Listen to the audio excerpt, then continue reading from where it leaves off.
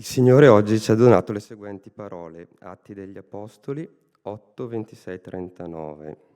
Leggiamo Nuovo Testamento, Atti degli Apostoli 8, 26, 39. Un angelo del Signore parlò intanto a Filippo: Alzati e va verso il mezzogiorno, sulla strada che discende da Gerusalemme a Gaza. Essa è deserta.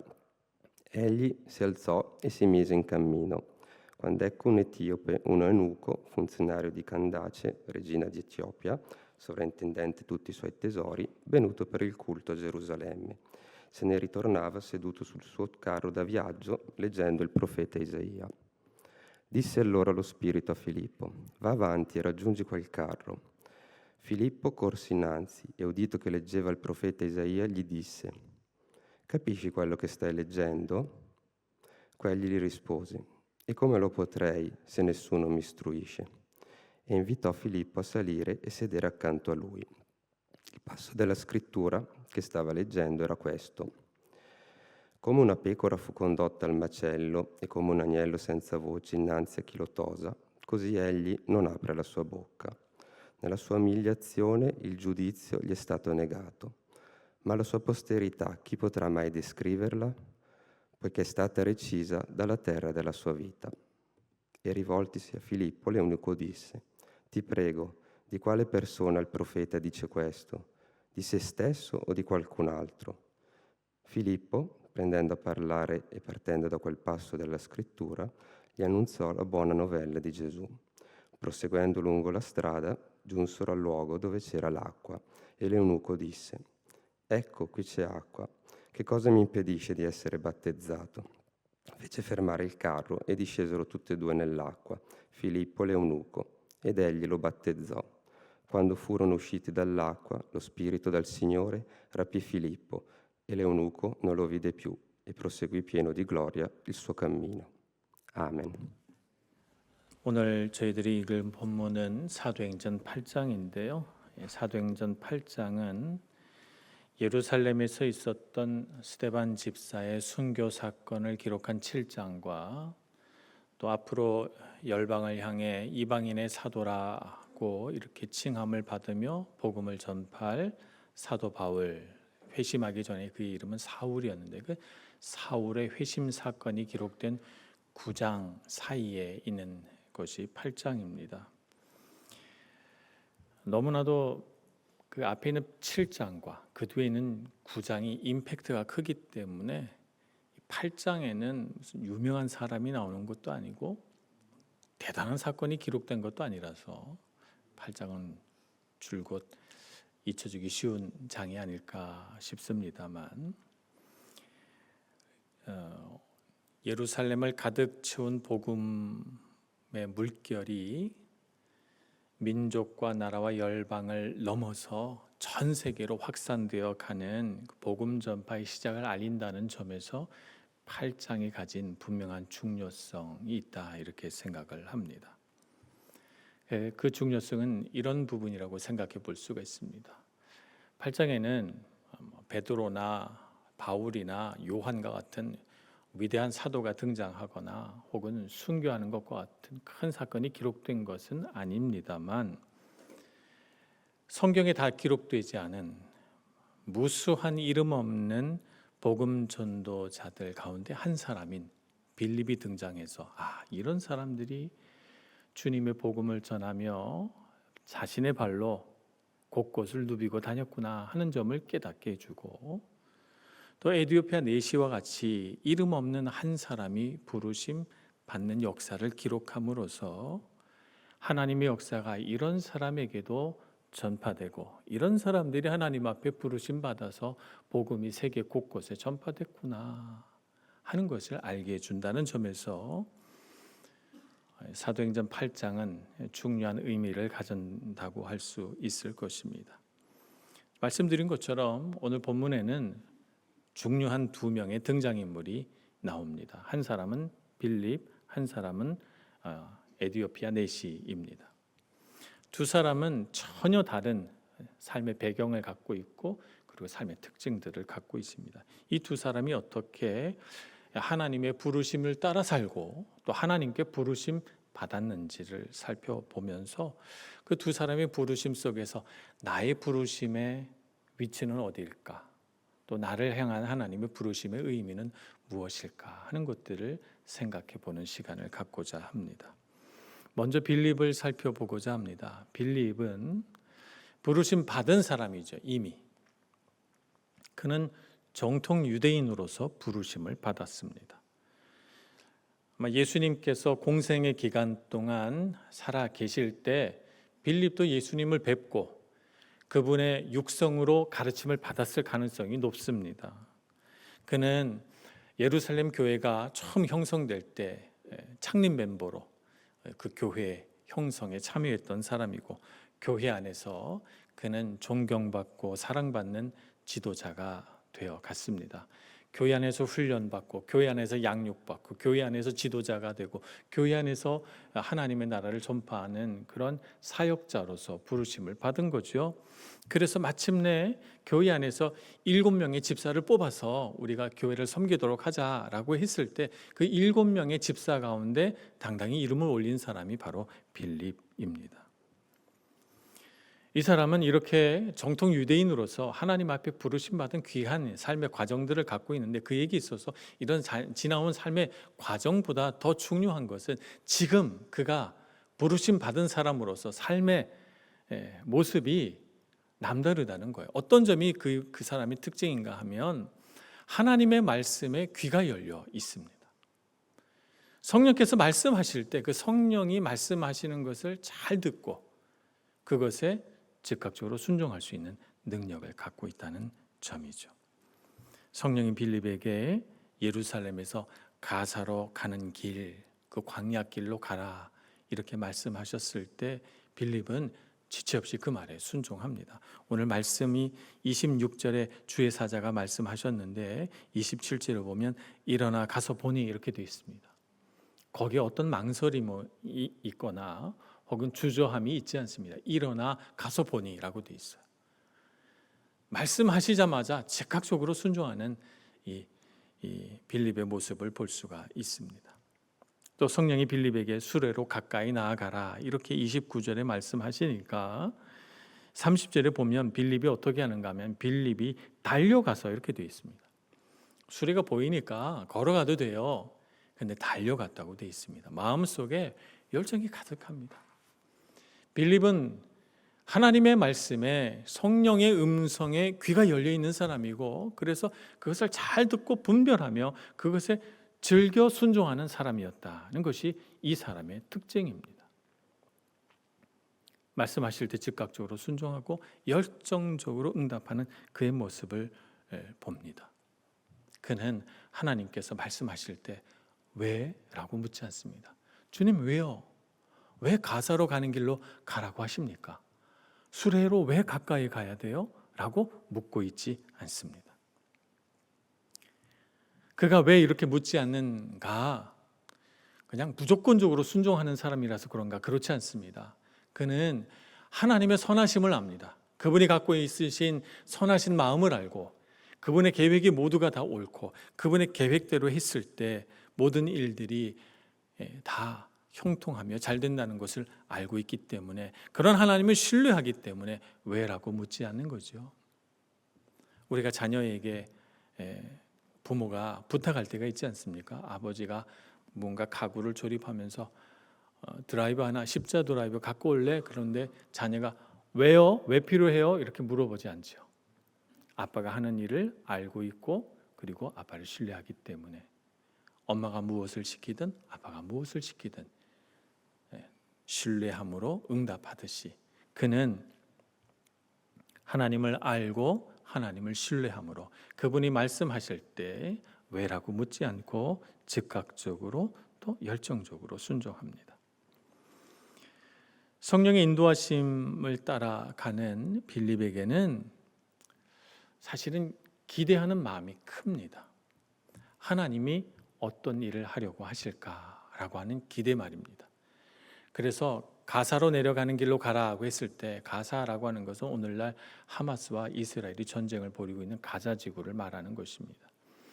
가사로 내려가는 길, 그 광야길로 가라고 했을 때 그의 마음속에는 어떤 마음이 있는가 하면 하나님이 그 길로 가라고 하시니 가는데 어떤 일을 또 나에게 하시려고 하시는 것일까? 그 마음속에는 기대함과 설레임이 가득 차서 주님의 말씀을 따라가는 것이죠. 그곳에서 아프리카 땅으로 가고 있는 에티오피아 내시를 발견했을 때 그는 또 가슴이 뛰기 시작합니다. 저 사람에게 하나님이 나를 보내시는 곳인가? 수레로 가까이 가라라고 하는 말이 떨어지자마자 뭔가 굉장히 흥분된 감정을 가지고 빌립은 수레를 향하여 달려가고 수레에 가까이 갔을 때 그가 귀로 들은 것은 이사야서 53장 7절 8절 말씀, 곧 예수 그리스도에 관한 예언의 말씀을 그 에티오피아 내시가 읽고 있는 것을 듣게 됩니다. 정말 가슴이 벅차 오르지 않았을까 하는 생각을 해봅니다. 아, 이 사람을 위해서 하나님이 나를 보내셨구나. 당신이 읽고 있는 것을 깨닫고 있습니까? 그 내시에게 용감하게 질문하며 그 내시가 읽고 있던 것을 중단하고 나를 지도하고 가르치는 사람이 없으니 내가 어찌 이 말씀을 깨달을 수 있겠는가? 수레를 멈추고 빌립을 태워서 그에게 그 말씀이 가르치는 사람, 이 사람이 선지자 자신인가 아니면 다른 사람인가 물었을 때 그는 정말 신이 나서 예수 그리스도에 관하여 가르치고 성경의 말씀들 하나하나를 가지고 예수 그리스도께서 일으키신 사역, 그분의 거룩하신 죽음과 그분의 구원 사역과 그분의 부활의 능력을 간증했던 것입니다. 이렇게 하나님의 말씀을 따라 살아가는 빌립을 보면 참 빌립의 인생은 정말 박진감이 넘치고 소망이 넘치고 그가 하는 일들은 모든 일들이 다 이렇게 술술 잘 풀려가니 그의 삶은 얼마나 행복했을까 이런 생각을 해봅니다. 그는 이 에티오피아 내시를 전도하여 세례를 받게 한 후에 돌아와서 가이사랴에 정착하게 됩니다. 가이사랴라고 하는 항구 도시에서 그는 전도자 빌립이라고 하는 이름으로 불려지게 되죠. 그리고 그곳에서 열심히 전도해서 나중에 사도 바울이 예루살렘으로 갈 때 자기 집에 묵게 해주고 또 그의 딸들 4명도 전부 하나님 말씀을 잘 믿는 귀한 딸들이 돼서 빌립처럼 하나님의 음성을 듣고 예언하는 그런 사람으로 사역하게 됩니다. 빌립은 하나님의 부르심에 응답해서 귀한 사역자로서의 삶을 살아가게 됩니다. 평신도였지만 말입니다. 그는 믿음의 자녀들이 하나님의 부르심에 응답해서 예수 그리스도의 이름 아래에서 다시 태어나는 일을 돕는 역할을 합니다. 에티오피아 내시 같은 사람을 만났을 때 말입니다. 그 사람이 예수 그리스도를 믿고 다시 태어나도록 돕죠. 그러니까 그는 영적인 면에서 보면 새 생명이 태어나도록 돕는 산파 역할을 했다 이렇게 볼 수가 있겠습니다. 우리도 이 땅에서 하나님의 부르심을 받은 빌립과 같은 사역자가 될 수 있으리라 믿습니다. 누군가 하나님 말씀 앞에서 답답해하고 고민하고 더 알기를 원할 때 우리는 그 사람이 예수 그리스도의 이름으로 다시 태어나도록 돕는 영적인 산파가 되어 새 생명을 주님의 품에 안겨드리는 빌립과 같은 삶을 살아가기를 간절히 소망합니다. 빌립은 사역자로 부르심을 받은 사람이었다 이렇게 본다면 에티오피아 내시는 그런 사람은 아닙니다. 그는 빌립에 의해서 빌립의 도움을 받아서 하나님의 자녀로 부르심을 받게 됩니다. 어쩌면 우리가 처음 하나님께 부르심 받았던 그날을 생각해 보면서 에티오피아 내시가 하나님 앞에 받은 그 부르심을 생각해 볼 수가 있겠습니다. 그는 어떤 사람인가? 에티오피아 여왕 간다게라고 하는 사람의 국고를 관리하는 관리인입니다. 관리인인 동시에 그는 궁정에서 내시로 일하고 있기 때문에 그는 왕궁의 법칙을 따라서 고자가 되었습니다. 그는 빌립과는 전혀 다른 인생의 과정을 거쳐왔습니다. 빌립은 정통 유대인이라면 그는 이방인이고, 빌립은 정상적인 생식 능력을 가진 사람이었기 때문에 딸을 넷이나 낳았지만 그는 고자입니다. 빌립이라고 이름은 성경에 정확하게 기록이 되어 있지만 이 에디오피아 내시는 이름도 기록되어 있지 않습니다. 물론 에디오피아에서는 국군을 맡은 관리인이니까 높은 지위를 가지고 있습니다만, 그러나 유대인의 관점에서 보면 이방인이요, 고자요, 이름도 기록되지 않은 이 무명의 사람을 왜 오늘 사도행전 성경은 이렇게 중요한 부분을 할애해서 그를 기록하고 있는 것일까요? 오늘 이 에디오피아 내시를 바라보면서 하나님께서 우리에게 알게 하고자 하시는 것은 뭐냐면, 하나님을 찾는 자를 하나님은 기뻐하신다는 거예요. 하나님께 구하고 찾는 자에게 하나님은 베푸시고 그에게 응답하여 주신다는 것을 우리에게 보여주십니다. 그는 예루살렘에 예배하러 왔다가 돌아가는 중입니다. 이방인이고 내시인 그가 예루살렘에 예배하러 왔다가 돌아갑니다. 돌아가는 길에 그가 수레에서 그 덜컥거리는 울퉁불퉁한 길을 가면서 그가 시간을 보내고 있는 것은 성경 말씀을 읽는 것입니다.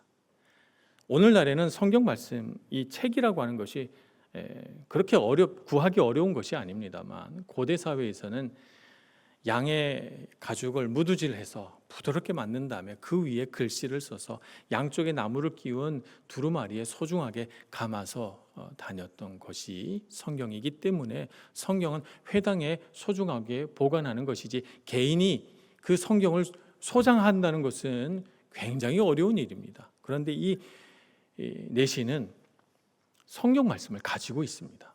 이사야 53장의 말씀이 기록된 성경 두루마리를 말입니다. 그가 얼마나 하나님의 말씀을 귀하게 여기고 소중하게 간직하기를 원했는지 알 수 있죠. 이렇게 하나님의 말씀에 대해 갈급하고 그래서 그 말씀의 뜻을 알기를 원하는데 가르쳐 주는 사람이 없으니까 성경을 읽고 또 읽고 그러면서 누가 나 좀 가르쳐 줬으면 하고 살아가고 있는 거예요. 누가 이 성경의 말씀을 풀어서 나에게 가르쳐 줄까라고 말입니다. 하나님 앞에 예배하며 그의 마음은 하나님의 임재에 목말라 있습니다. 하나님이 임재한 그 현장에 서고 싶은 그 갈급한 마음이 하나님을 찾고 또 찾습니다. 하나님의 말씀에 대한 목마름은 하나님의 말씀을 읽고 또 읽으면서 주님의 뜻을 내가 알았으면 하는 마음이 그의 마음 가운데 가득합니다. 예수님은 마태복음 7장에서 이런 말씀으로 우리를 가르치셨습니다. 구하라 그리하면 너희에게 주실 것이요, 찾으라 그리하면 찾아낼 것이요, 문을 두드리라 그리하면 너희에게 열릴 것이니. 그렇습니다. 주님은 분명히 우리에게 말씀하셨습니다. 찾는 자마다 찾고 구하는 자마다 구할 것이라고 말입니다. 그래서 이 찾는 자 에디오피아 내시에게 하나님은 빌립을 보내십니다. 성령으로 인도하여 그가 가사로 내려가는 길로 달려가게 하시고 성경의 뜻을 풀어 이 에디오피아 내시에게 가르치게 하고, 그가 읽은 말씀이 예수 그리스도를 증거하는 것이라는 사실을 그에게 다 풀어서 가르쳐 줌으로써 이 목마른 한 영혼에게 하나님의 뜻을 분명하게 보여준 것입니다. 그래서 빌립의 말씀을 가지고 쭉 듣고 있던 에디오피아 내시는 마음속에 큰 감동을 받게 되고, 그가 가는 길에 물 웅덩이가 보이자마자 내가 세례를 받는 일에 어찌 망설임이 있을 수 있으랴, 수레를 멈추고 그 자리에 내려가 빌립에게 세례를 받게 됩니다. 구하는 자에게 주시는 하나님의 놀라운 은혜가 에디오피아 내시에게 보여진 것입니다. 마가복음 10장에 보면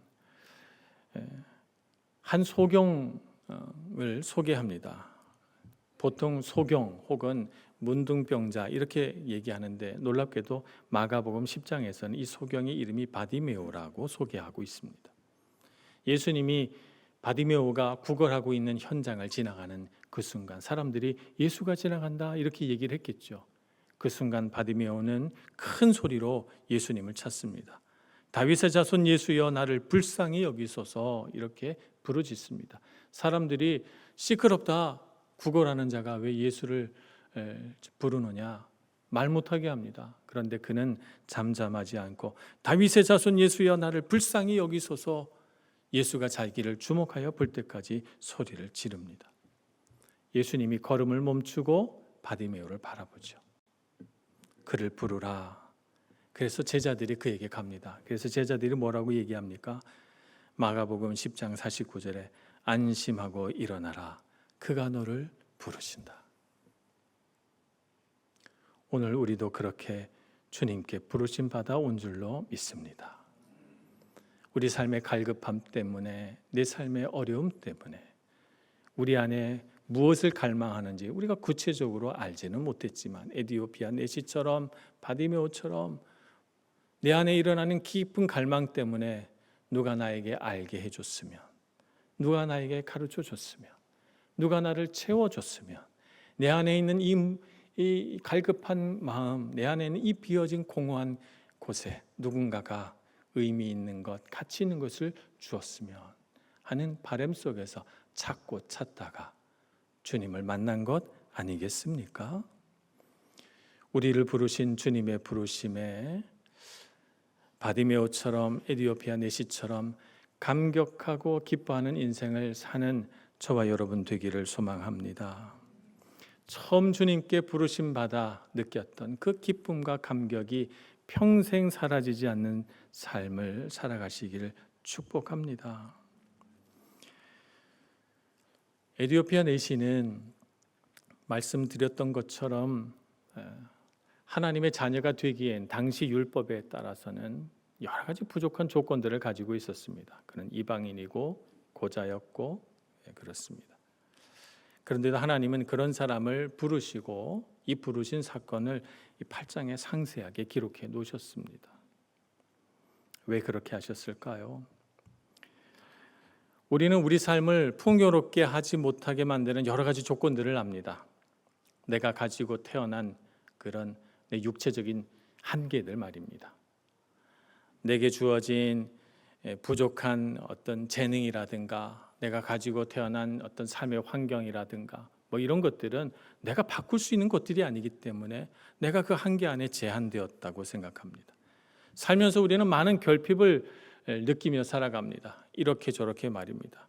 마치 에디오피아 내시가 자기의 삶에 나를 가르쳐주는 사람이 없구나라고 느꼈던 것처럼, 또 바디메오처럼 나는 왜 소경으로 태어났을까라고 하는 것처럼 우리는 육체적인 한계나 혹은 내 삶의 결핍들을 가지고 고민하면서 그것이 내 삶을 풍요롭게 만들지 못하고 내 삶을 어렵게 만드는 요소라고 생각합니다. 그래서 그런 삶의 조건들을 채워야만 우리 인생이 복될 거라고 생각하지만, 그래서 그런 것들이 중요하다고 생각하지만 하나님께 중요한 것은 그런 삶의 조건들이 아닙니다.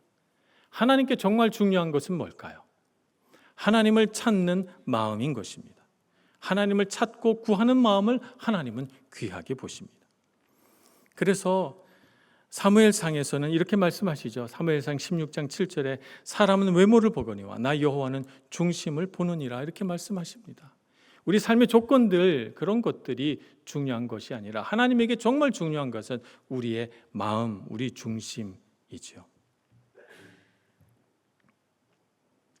그래서 우리는 하나님 앞에 우리의 중심을 드려야 합니다. 하나님께서 정말 중요하게 여기시는 그 부분을 아름답게 만들어 가야 합니다. 하나님을 찾고 또 찾고 구하고 또 구하고 우리의 마음이 하나님을 향해 있으면 하나님은 우리의 한계를 넘어서서 살아가게 하시고 우리의 결핍을 채워서 풍요롭게 하시고 우리가 능력 있는 하나님의 자녀로 살아가게 해 주시는 것입니다. 이사야서 56장 3절에서 7절 말씀을 봅니다. 이 말씀은 이방인과 고자를 향한 하나님의 말씀입니다. 이런 말씀이 성경에 기록되어 있다는 것이 놀랍기만 한데요. 56장 3절에서 7절 말씀을 읽어보겠습니다. 여호와께 연합한 이방인은 말하기를 여호와께서 나를 그의 백성 중에서 반드시 갈라내시리라 하지 말며 고자도 말하기를 나는 마른 나무라 하지 말라. 여호와께서 이와 같이 말씀하시기를 나의 안식일을 지키며 내가 기뻐한 일을 선택하며 나의 언약을 굳게 잡는 고자들에게는 내가 내 집에서 내 성 안에서 아들이나 딸보다 나은 기념물과 이름을 그들에게 주며 영원한 이름을 주어 끊어지지 아니하게 할 것이며 또 여호와와 연합하여 그를 섬기며 여호와의 이름을 사랑하며 그의 종이 되며 안식일을 지켜 더럽히지 아니하며 나의 언약을 굳게 지키는 이방인마다 내가 곧 그들을 나의 성산으로 인도하여 기도하는 내 집에서 그들을 기쁘게 할 것이며 그들의 번제와 희생을 나의 제단에서 기꺼이 받게 되리니 이는 내 집은 만민이 기도하는 집이라 일컬음이 될 것임이라. 아멘. 하나님께서 이렇게 세상에 가장 좋지 못한 조건들 가운데 있는 사람들을 택하여 하나님의 능력과 은혜를 베풀고 그들이 예배하는 예배에 하나님이 영광을 받으시며 그들이 기도하는 기도에 하나님이 귀를 기울이셔서 그들이 하나님의 능력과 은혜를 입을 것이라고 말씀하고 있습니다. 그러니 우리의 삶의 조건이 어떠한가 돌아보면서 그 한계 안에 우리를 가두지 마시고 우리를 사랑하셔서 부르신 하나님의 부르심에 감격하고 기뻐하면서 주님의 부르심이 생생하게 살아있는 인생을 살아가시는 여러분 되시길 축복합니다. 우리가 한편으로는 에디오피아 내시처럼 하나님의 부르심에 감격하여 이 자리에 있을 수도 있고 또 한편으로는 빌립과 같이 사역자로 부르심 받아서 새 생명을 낳게 되는 산파 역할을 하며 이 자리에서 예배하고 있을 수도 있습니다.